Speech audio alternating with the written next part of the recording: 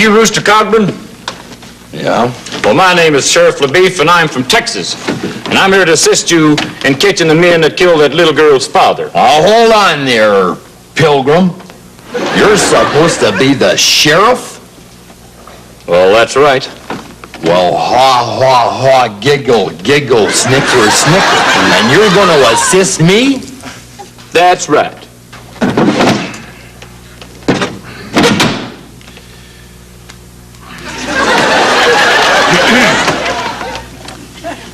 You still there?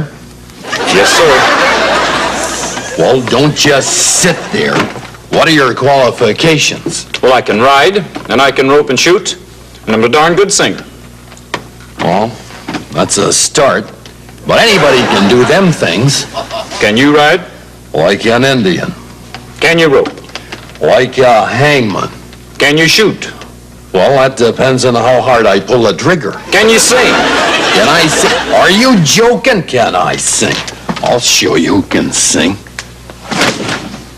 Give me one of them there Apacheos.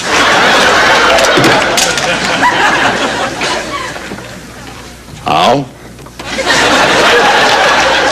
Well, it's knowing that your door is always open and your path is free to walk through.